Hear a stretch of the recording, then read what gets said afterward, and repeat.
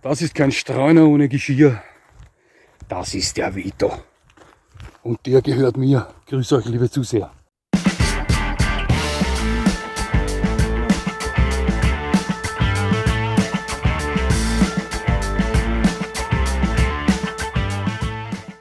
Nochmal herzlich willkommen, liebe Zuseher, hier auf meinem Kanal. Ich freue mich sehr, dass Sie da sind. Alleinstehend, berufstätig und Hund. Geht sich das miteinander aus? Vor einigen Tagen wurde ich von einem netten Herrn angeschrieben, der hat mich um Rat gefragt. Er wollte meine Meinung wissen zu diesem Thema. Hat einen Hundewunsch, ist alleinstehend, hat eine Wohnung, ist berufstätig und wäre jeden Tag zwischen 8 und 9 Stunden von seinem Hund getrennt. Ich habe mir das alles durchgelesen. Ich konnte meinerseits leider keine Empfehlung für einen Hund aussprechen. Schauen Sie, schlussendlich muss jeder selbst wissen, was er tut. Wir sind alle unseres Glückes Schmied. Doch vergessen Sie nicht, wir sind auch alle unseres Hundeglückes Schmied. Also die sind nicht selbst ihres Glückes Schmied, das sind schon wir. Das sollte man immer im Hinterkopf bewahren. Ja. Aber nochmal, es liegt mir fern, hier irgendjemand zu belehren. Das steht mir nicht zu. Es liegt nicht in meiner Macht und ich beabsichtige das auch nicht. Ich kann hier nur Tipps abgeben. Aber das wissen Sie selbstverständlich. Schauen Sie. Das ist wieder so ein Video, wo Menschen in solchen Situationen mit Hundewunsch Meinungen dazu erfahren und somit etwas an Entscheidungskraft erlangen könnten. Deswegen habe ich die Kommentarfunktion geöffnet und würde mich freuen, wenn auch Sie Ihre Meinung dazu abgeben. Doch ist dieses Thema alleinstehend, berufstätig und Hundewunsch an sich ein Problem? Nun, häufig ist es das. Ganz sicher. Wir wissen, viele Hunde leben in dieser Art und Weise, dass sie permanent oder 5-mal die Woche 7 bis 9 Stunden alleine sind. Manche Hunde sind da sanft in diese Situation hineingerutscht, kommen damit recht gut klar. Optimal ist das nie für das Wesen eines Hundes, das wissen wir, lügen wir uns nicht an. Ja. Optimal ist immer, wenn der Hund bei seinem Besitzer ist. Das ist optimal. Aber immer geht es nun mal nicht. Ja. Andere Hunde wiederum, auch die sind da sanft reingerutscht, doch kommen mit dieser Situation nie klar, verkümmern psychisch. Ich kannte solche Hunde. Ist so. Oftmals sind Hunde im Besitz von Familien, wo die Elternteile beide berufstätig sind, die Kinder entweder in die Schule oder zur Lehre gehen. Doch da geht es sich zumeist so aus, dass immer irgendjemand zu Hause ist. Entweder die Partnerin, der Partner, eines der Kinder oder das Kind. Die Hunde sind doch da alleine, aber niemals wirklich und permanent 8 oder 9 Stunden am Tag. Auch bei uns war es so. Ich war stets Schichtarbeiter, meine Partnerin war berufstätig, die Kinder in der Schule oder in der Lehre. Auch unsere Hunde oder unser Hund war alleine, oftmals 2, 3, 4 Stunden am Tag, doch niemals länger und das auch nicht permanent, also 5-mal die Woche. Es war immer irgendjemand da, entweder die Kinder, meine Partnerin, ich oder wir alle. Also es ging immer irgendwie. Ja. Schauen Sie, es sieht natürlich anders aus bei Einzelpersonen mit Vollzeitjob, die keine Möglichkeit haben, ihren Hund in die Arbeit mitzunehmen. Viele haben Haus mit Garten, bauen sich dann Zwinger oder sie geben ihre Hunde in die Hundetagesstätte. Nun, Zwinger, das Einzige, was sie mit dieser Verfrachtung in den Zwinger dieses Hundes erreichen, ist, dass sie verhindern, dass Mobiliar zerstört wird. Doch der soziale Kontakt zu ihnen fehlt dennoch. Die hunderten Euro, die sie locker machen im Monat für Hundetagesstätten, denn so günstig sind die nicht. Sozialen Kontakt erfährt der Hund dort zumeist schon, doch ebenfalls nicht mit ihnen. Und wenn mein Hund 80% mehr Kontakt hat mit anderen Leuten oder mit anderer Umgebung als mit mir, optimal ist das nicht. Schauen Sie, die wenigsten Menschen erwerben einen Hund im Erwachsenenalter, der an solche Situationen gewohnt ist. Die wenigsten. Die meisten von uns erwerben einen Welpen. Ja. Und das zumeist am ersten Tag des 3-wöchigen Diensturlaubes. Ja. Alles schön und gut, doch was ist dann? Was ist nach diesen 3 Wochen Urlaub? Was geschieht dann? Ja, nur dann geschieht das Trauerspiel. Schauen Sie, wir alle wissen zum Beispiel die Stubenreinheit.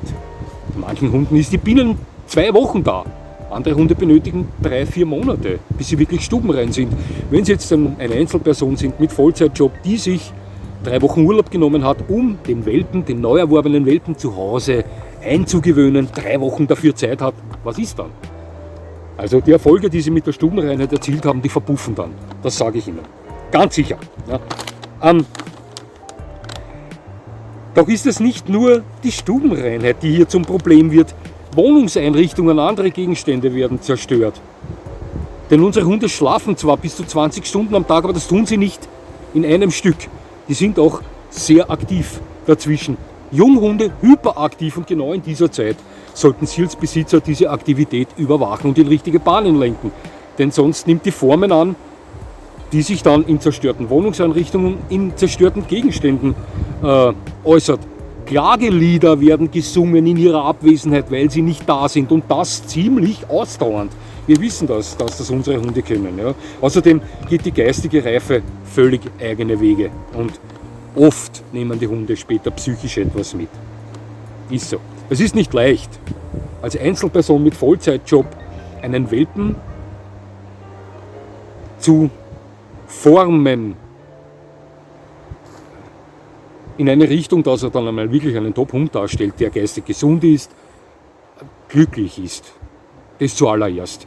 Denn die wenigsten Hunde, die als Junghund, als Welpe zu Ihnen kommen und nach 3 oder 4 Wochen Eingewöhnungszeit bei Ihnen dann dazu verdammt sind, 5-mal die Woche 8 bis 9 Stunden alleine zu Hause zu sein, ohne jeglichen sozialen Kontakt, ohne irgendwas, ja, werden im Erwachsenenalter glückliche Hunde sein. Schauen Sie, ich weiß schon, die Welt ist nicht rosarot. Manchmal muss es funktionieren. Ja. Es gibt ja Partnerschaften, die zu Bruch gehen, wo der eine Part dieser Partnerschaft vorher permanent zu Hause war, also der Hund ans Alleinesein eigentlich nicht gewohnt war, das aber Ihr Hund ist.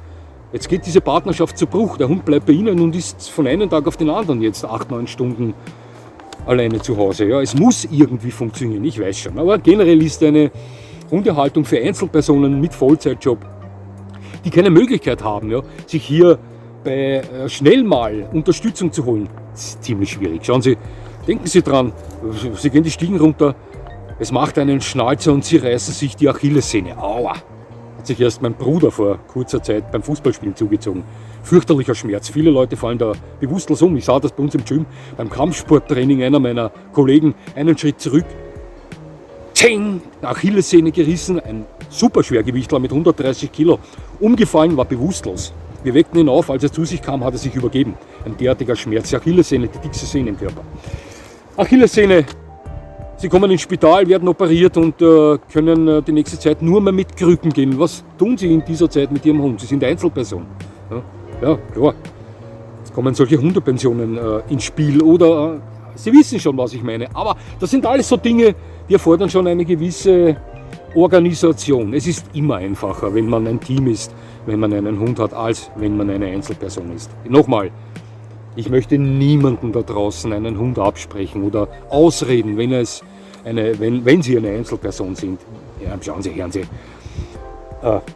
Lieber ein Hund im Besitz einer Einzelperson, die ihren Hund liebt, vergöttert, ja, als ein Hund in einer Großfamilie, die ständig zu Hause ist, aber sich einen Dreck um den Hund schert. Ja, das ist meine Einstellung.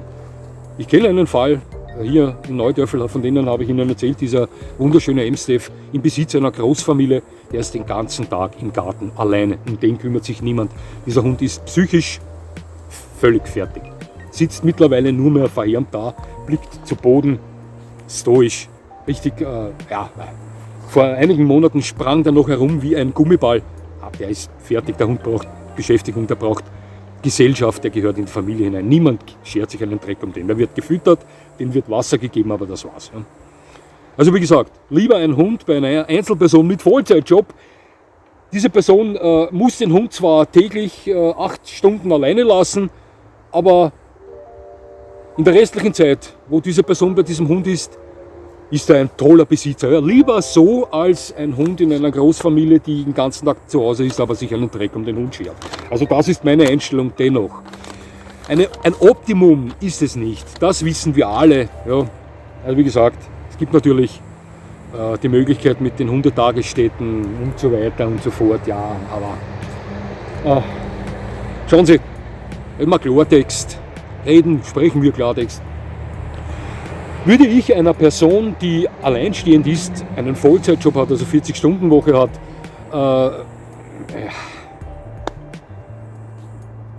finanziell nicht so flüssig ist, um sich Hundetagesstätten leisten zu können, und in die Situation mit einem Hund kommt, den sie sich als Welpe erwerben, also holen möchte, wo der Hund dann später mal 8-9 Stunden täglich, 5-mal die Woche allein ist, würde ich solch einer Person einen Hund empfehlen? Na schauen Sie, ich bin ganz ehrlich, nein, würde ich nicht.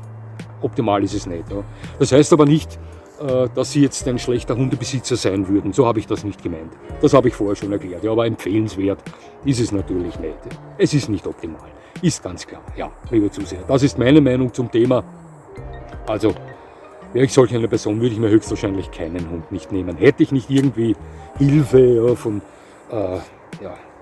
Verwandten, die da in der Zeit, wo ich nicht da bin, sich mit meinem Hund beschäftigen, ihn ausführen, in Gesellschaft leisten, würde ich das nicht tun. Ja. Würde mich natürlich auch über Ihre Meinung sehr freuen und es begrüßen, wenn Sie da etwas zum Thema reinschreiben. Nochmal, es soll sich niemand angegriffen fühlen von mir und ich wollte niemanden belehren. Das war ein Tipp von mir, das war meine Meinung. Ja. Hat mich sehr gefreut, dass Sie mir zugesehen haben. Ich würde mich natürlich freuen, wenn Sie mir weiterhin zusehen und jetzt wünsche ich Ihnen noch einen schönen Tag und das war's schon.